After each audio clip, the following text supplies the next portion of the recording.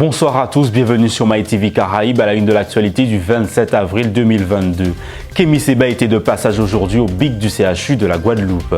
Pourquoi les Guadeloupéens ont-ils choisi de voter pour Marine Le Pen? Nous avons donné la parole aux Guadeloupéens.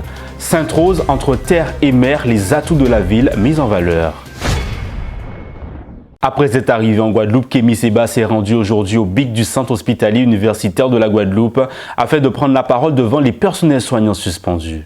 Vous avez dit qu'il y a eu beaucoup de personnalités, je ne me considère pas comme tel d'ailleurs, je me méfie des gens qui pipolisent l'action sociale, on est en guerre, on n'est pas dans le people. Qu'il y a eu beaucoup de personnalités qui sont venues auparavant. Je pense que la nuance de taille entre les personnalités qui sont venues et ma petite personne, c'est qu'elles ne sont pas considérées comme des menaces par le gouvernement français. Ces personnalités ne sont pas fichées comme menaces graves partout où elles vont par les autorités françaises. Ces personnalités ne mènent pas un combat, à mon sens, peut-être que je peux me tromper, au péril de leur vie, 4 fois incarcérés pour mon combat politique, interdits de rentrer dans trois pays sur demande du gouvernement français. Ces personnalités ne risquent pas leur vie pour ce combat. Je n'ai rien à gagner, on a dépensé des milliers d'euros, c'est très important qu'on le précise, en venant ici. Je ne viens pas me présenter à des élections. Je ne suis pas là pour, comment dirais-je, un marché que je pourrais obtenir ici qui me permettrait de m'enrichir en partant. Je suis venu ici et je partirai en étant plus pauvre sur le terrain financier, mais en étant plus riche sur le terrain du combat parce que je m'enrichis de votre courage.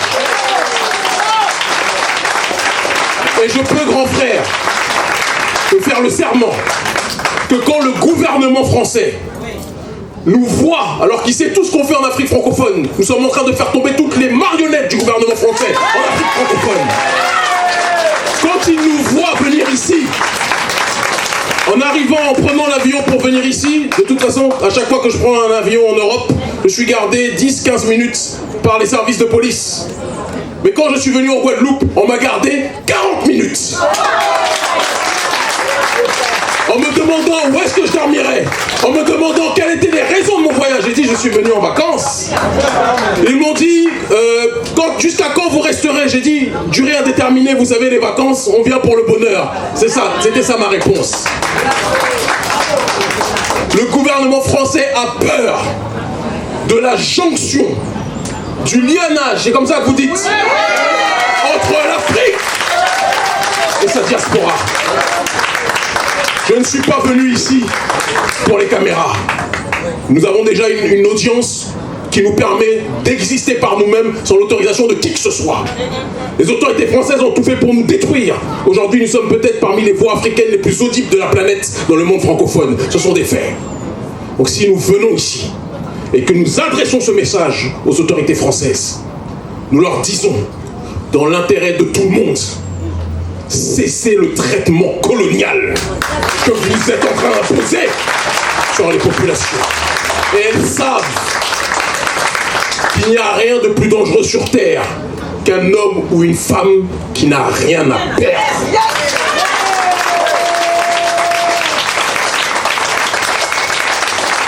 Je m'engage au nom de Dieu Tout-Puissant et des ancêtres méritants. Des ancêtres pas qu'à mort. Je m'engage auprès de ces derniers, auprès de vous tous, pour que partout où nous allions, dans tous les médias que nous toucherons, il n'y a qu'en France où nous sommes blacklistés par les médias, sinon en Afrique on passe partout, en Amérique du Sud on passe partout, en Europe de l'Est, en Russie on passe partout, au Moyen-Orient on passe partout. La France croit qu'elle est le centre du monde, mais elle est un détail de l'histoire par rapport au reste de l'humanité.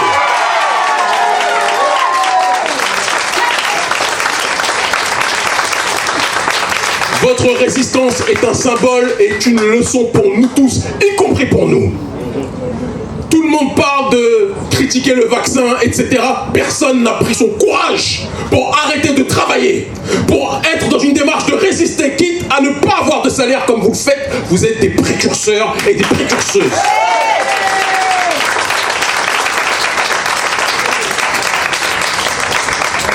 Je n'ai pas la prétention de dire que, à travers notre seule organisation et notre seule collection, le système répressif va s'arrêter. Ça serait arrogant, manipulateur et très politicien de faire cela. Nous ne sommes pas des politiciens, nous sommes des citoyens engagés. Mais nous vous disons qu'une brique plus une brique, que des briques additionnées peuvent constituer une maison.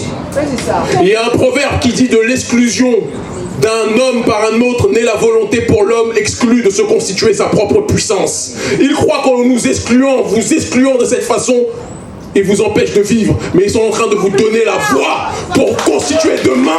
Mais que pensent les syndicats et le personnel soignant suspendu du passage de Kémy Séba au BIC du centre hospitalier universitaire de la Guadeloupe? Écoutons Maïté Hubert Mtomo, secrétaire général de l'UGTG et d'autres intervenants. Nous avons mené le combat là, et le combat là est possible. Et que tout le monde peut mener le combat là ensemble avec nous, c'est important. Donc nous avons dit merci pour visiter, merci pour venir, merci pour des mots là qu'il dit nous là, merci pour quoi dans l'île que nous avons mené et pour encourager nous et pour nous continuer pour gagner toute revendication. Ancien secrétaire général tout neuf. D'ailleurs, il y a des camarades qui témoignaient et qui parlaient des luttes qu'ils ont menées depuis l'année, qui refait moi prendre conscience qu'il y a un tout nouveau à dans combat là par rapport à des gens qui l'ont depuis très longtemps.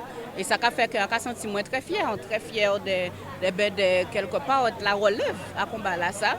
Et on a fait le maximum, moi mener bien, moi faire qu'on doit faire parce qu'on a quoi dedans. Et c'est ça qui est important, c'est conviction qu'on a dit dans et c'est ça qui a formé détermination, c'est ça qui a fait qu'on pas continuer et on pas agir la guerre. Et bien évidemment, combat qu'on a mené tout partout sur la terre, et ben moi on a trouvé ça admirable à partir du moment où on a quoi dans butin, et ben faut roumer jusqu'au bout. Surtout laisser pour libérer Peppa, surtout laisser pour accéder à la liberté, laisser pour accéder à la souveraineté à Peppa. Parce que c'est vrai, chaque pays, chaque peuple ni droit à disposer de eux-mêmes. Et c'est ça le problème en nous ici. C'était que les gens qui ont décidé de nous, les gens qui ont dit nous pour faire, et ce n'est pas ça qui est bon pour nous, ça qui a tué nous, il n'est pas bon pour nous. Donc c'est pour ça que tous les combats qui nient dans ce sens-là, dans l'arène là, ça, ils bon. Et moi, je inscrit un combat pour propre liberté en nous, pour vie en nous, pour nous disposer des corps en nous, des vies en nous, j'en nous voulons. Alors sur le BIC, c'est en force en plus. Donc, on est très content qu'il ait attrapé tant qu'il vienne à Cibic là. Et ça était très important qu'il vienne à Cibic là. Parce que ça va permettre nous de voir que même à l'extérieur, nous connaissons la situation dans le pays Guadeloupe. Et si vous écoutez tout ça, il dit, même en 2009, la Guadeloupe c'est un exemple. Et pas oublier que même en Espagne, il y a des Espagnols qui disent vive la Guadeloupe pour la résistance que nous avons menée. Et par le passé, au niveau de l'histoire, la Guadeloupe était exemplaire. Donc, c'est logique que Kémy Séba est passé ici dedans. Et quand il dit qu'il vient prendre force, il vient bailler force. Mais surtout, ça qui s'éteint, c'est qu'ils savent que nous sommes un peuple debout et vertical. C'est l'émotion, c'est ça très très fort. Kémy Séba, c'est on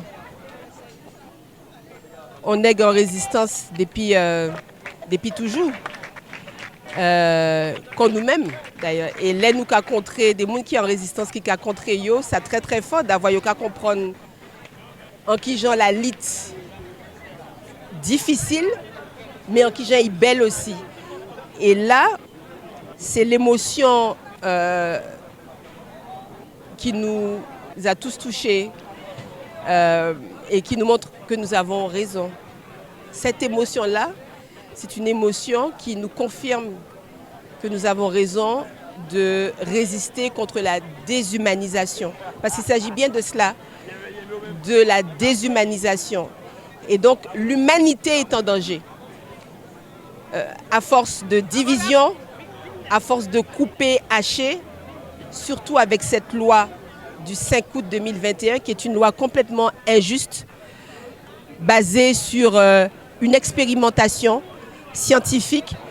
À partir de cette expérimentation scientifique, clairement, il s'agit d'annihiler les lois de l'humanité. Et la santé est en danger, la médecine est en danger. Pour qu'il y ait médecine, il faut qu'il y ait un médecin qui a promis de respecter l'être humain. L'injection que nous devions tous à tout prix avoir, eh bien, on a caché tout le reste. Tout le manque de soins, toute la situation sanitaire dramatique qui est amplifiée. Alors bien sûr qu'il y a heureusement des parcours de soins sans faille, bien sûr qu'il y a heureusement du matériel pour travailler et des médicaments à donner, mais c'est largement insuffisant par rapport aux besoins de la population. Et là, on est dans un cercle vicieux parce que cette crise et la manière dont elle a été gérée risque de générer encore d'autres maladies. Qui à cause de l'infection, qui à cause de l'injection, qui à cause du stress que cela aura engendré dans nos populations. Alors, quand on a des rencontres comme cela, oui, avec Kémy Séba qui était très affecté en nous entendant, parce qu'il a pris l'ampleur de la souffrance et également l'ampleur de la résistance, ça nous donne de la force parce qu'on est sûr qu'il fera écho. Ike baille la voix. Et la résistance qui est là, qui est partie de la Guadeloupe, elle va probablement se déployer, mais elle changera de forme. Parce qu'on ne peut pas rester tout le temps en résistance. Il faut passer à une autre forme d'apaisement, de réparation et de réhabilitation. Dimanche 24 avril 2022, 20h heure de France, 14h heure de Guadeloupe. Marine Le Pen était largement en tête en Guadeloupe avec 69,6% des voix. Mais pourquoi ce choix? Une de nos équipes est partie à la rencontre des Guadeloupéens. Alors c'est une équipe pour ça tout seul, tout entier voté pour eux, pour Marilyn. Mais ça va après ça, Macron qui essaie d'écraser mon monde. Il dit les Antilles là, il y a la totale. Vaccin, tout qualité bétain, couvre-feu, confinement, esprit, pour juste plus faire mon chier. Je vous ai dit, c'est parce que tout le monde en a marre de Macron, de son gouvernement, parce que Macron n'a rien foutu pendant ces 5 ans. D'ailleurs, je ne vois pas pourquoi les Français de la métropole ont voté pour ce gars-là. Moi, je dis que les Français, ce sont des hypocrites. Pourquoi on a voté pour, on a tous voté pour Marine Le Pen? C'est qu'en fin de compte, on ne sait plus pour qui donner la tête, quoi. Voilà. Je ne vois pas l'intérêt de voter ni à droite ni à gauche. Parce que bon, on a quand même subi pendant 5 ans. Le problème, c'est que les gens oublient énormément ce qui s'est passé pendant 5 ans. Toutes ces promesses qui n'ont pas été tenues. Voilà.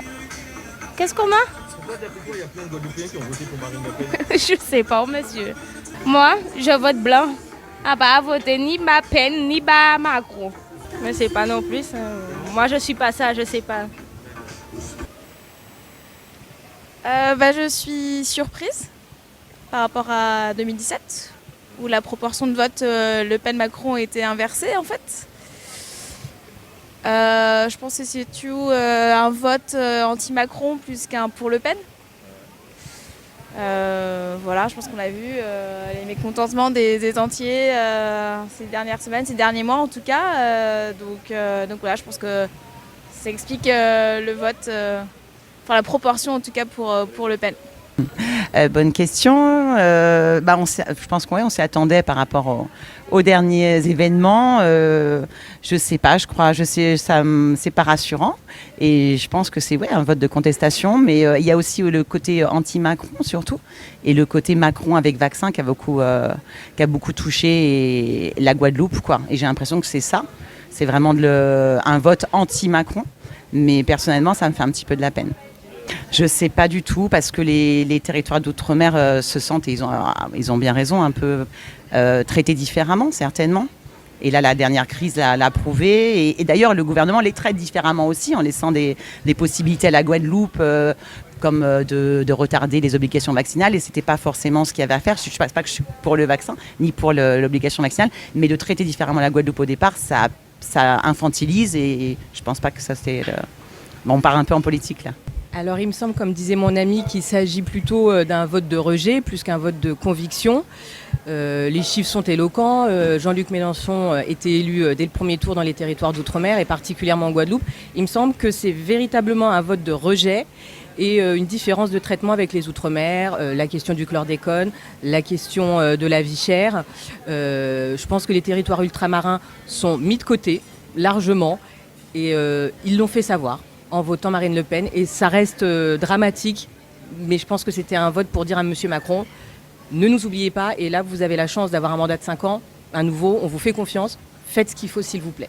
La ville de Sainte-Rose possède des atouts majeurs, à savoir une terre riche, dont une grande partie cultivable et une mer calme et généreuse. Afin de mettre en valeur ces atouts, la ville et plusieurs partenaires organisent un événement majeur intitulé Sainte-Rose entre terre et mer du 28 avril au 1er mai. Écoutons Adrien Baron, le maire de la ville de Sainte-Rose. D'abord, entre terre et mer, c'est un concept qui représente la ville de Sainte-Rose. Vous savez, Sainte-Rose est une commune qui a des atouts tant au niveau de la montagne qu'au niveau de la mer. Et donc nous avons voulu, par cette manifestation, qui va mettre en valeur toute une série d'activités maritimes, mettre en valeur le territoire lui-même. Ça veut dire ce territoire qui, depuis Sofaya jusqu'au bord de mer, est sur une seule ligne. Et donc l'objectif de la ville, en gros, c'est de pouvoir marier ces deux éléments qui sont primordiaux dans son développement. Et au travers de cette manifestation qui va durer 4 jours, eh bien, nous allons mettre en exergue tous ces atouts et particulièrement ceux qui se tournent autour de la mer. D'abord, ils seront valorisés. Je crois que c'est important quand même que ces personnes qui donnent et qui ont donné tant d'énergie pour le pays, pour leurs enfants, pour la ville, qu'ils soient honorés, je pense que c'est déjà très bien. Et puis l'impact, évidemment, l'objectif, c'est aussi de mettre en lumière la ville, qui trop souvent a été dans l'ombre. Donc le seul fait de pouvoir valoriser tout cela, l'impact ne pourrait être que positif. Et puis, permettre aux Saint-Osiens de voir que la ville bouge à nouveau et qu'ils puissent eux aussi bouger avec la ville. Donc cette animation qui va être créée pendant tous ces jours permettra à toute la population de se rassembler, d'échanger, de discuter et de montrer que la ville avance. Mais j'espère que le public sera présent en masse. En tout cas, nous avons pris toutes les dispositions nécessaires pour les accueillir dans des bonnes conditions, tant de sécurité, mais aussi avec nos partenaires, les restaurateurs qui seront présents aussi pour accueillir la population. Donc je crois que ce sera une belle fête. Alors la manifestation s'intitule Sainte-Rose entre terre et mer. C'est un objectif de la municipalité, c'est de pouvoir tourner la ville vers sa façade maritime. D'où l'idée de créer une grande manifestation autour de la voile traditionnelle qui est un patrimoine guadeloupéen. Et donc l'idée est partie de là. Donc sachant que les marins-pêcheurs étaient également des agriculteurs, donc nous avons voulu associer ces deux atouts de Sainte-Rose, à savoir l'agriculture et la pêche. C'est de permettre aux Guadeloupéens de venir voir ce que font leurs compatriotes en termes d'ingénierie sur la biodiversité, sur les métiers de la mer, tout ce qui constitue l'économie bleue et également l'économie verte. Puisque, comme je vous l'ai dit, nos ancêtres ont inventé l'économie bleue et l'économie verte sans le savoir, parce qu'ils ont pu fonder et nourrir leur famille grâce à ces deux métiers. Alors, il y a beaucoup de partenaires, les partenaires tels que la région, le département, l'office de l'eau, il y a l'État également qui est très présent, et également des partenaires privés tels que WIMAT et également KDJ Capital qui nous accompagnent sur cette manifestation. Et je dirais que les associations sont présentes, mais très fortement, à savoir Mangrovela pour tout ce qui est les roses, marches, etc., protection de l'environnement. Nous avons également Agricultis Zubud qui s'occupe du village agricole. Et le plus important, c'est les appels à projets qu'une association de Sainte-Rose participe à ces appels à projets et répond favorablement à tous ces appels à projets qui s'appellent Nautique Nord-Bastère du président Fred Citadel, d'ailleurs qu'on salue très très fortement puisqu'il fait un travail extraordinaire pour ramener le projecteur sur Sainte-Rose. L'association juvénile de Sainte-Rose spécialisée dans le football a exceptionnellement changé d'activité afin de proposer autre chose aux adhérents, dont le kayak, une activité qui a été très appréciée par les adhérents. Écoutons les responsables de l'association. L'association juvénile de Sainte-Rose, qui est un club de football où nous jouons le championnat de Régional 2. Donc en général, pour les vacances scolaires, que ce soit les vacances de Pâques comme maintenant, ou les vacances de Noël, on organise des stages de foot pour les enfants. Mais cette année, on a voulu innover un petit peu, donc on a rajouté un petit volet autre que le football, donc du kayak. Et là, depuis ce matin, ils font du kayak, donc ils seront là toute la journée. Et, visiblement très contents, ça s'est bien passé. Et puis surtout les dirigeants aussi, ils sont vraiment en plein dedans. Donc voilà, donc c'est un peu ça. On s'occupe des enfants, c'est des petits enfants, des petits jeunes de 8 à 13 ans. Et puis ça se passe bien. Donc là, c'est le 3e jour de stage. Ils ont déjà fait les 2 premiers jours, c'était du football. Et à l'initiative du club de la Juvenis, surtout son responsable de l'école de football, qui est sa responsable de l'école de football, qui est Madame Mylène Elbourg. Donc c'est elle qui a managé un peu tout ça, avec d'autres dirigeants, Monsieur Delmar, notre coordonnateur et puis les autres. Depuis 2015 à peu près, et ça fait la 3e édition de notre stage de Pâques. On en fait en général à chaque vacances scolaires. Avec la situation sanitaire, nous n'avions pas pu faire avant. Et donc cette fois-ci, on s'est dit coûte que coûte, il faudrait la réaliser. Les enfants sont conquis, même moi je le suis. J'ai fait du canoë-kayak pour la première fois. C'était difficile au début, mais ça a été. C'est de la pratique, voilà. Et tous les enfants sont contents. Les parents aussi, les accompagnateurs, même ceux qui ne savaient pas nager. Et on n'a pas besoin de nager pour faire du canoë-kayak.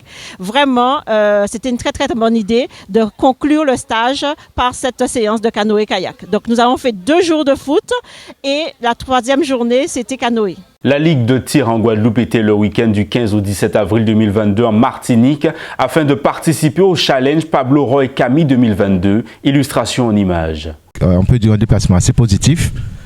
Pourquoi? On a pu rassembler ces différents tireurs de chaque club, ce qu'on nomme un peu collectif. Et vulgairement, on va dire une sélection. Ils ont fait une bonne impression en Martinique par les résultats, par les médailles que ces jeunes ont remportées. À savoir que l'ensemble des tireurs ont pu sortir avec des médailles, entre médailles d'or et médailles d'argent. Et on a eu des félicitations de l'ensemble des présidents de club, aussi bien du DGEP en Martinique, parce qu'ils ont vu un travail positif, à savoir que d'habitude, on a eu des déplacements avec plutôt, on privilégiait les adultes. Mais là, on a privilégié un peu cette catégorie cadet et junior. Et les performances, on va retenir des performances assez correctes parce que quand on voit les performances en métropole, on a des tireurs qui ont provisionné 544 alors qu'on n'a pas autant de compétitions de déplacement après le championnat de France. Moi, je peux dire très positif ce déplacement. Et encourageant parce qu'autour de cette compétition en Martinique, il y avait une préparation au niveau des jeunes, à savoir une discipline, à savoir vivre en groupe, parce que demain ces jeunes-là ils peuvent basculer à ce qu'on appelle le PER, PES et le haut niveau, tireur haut niveau.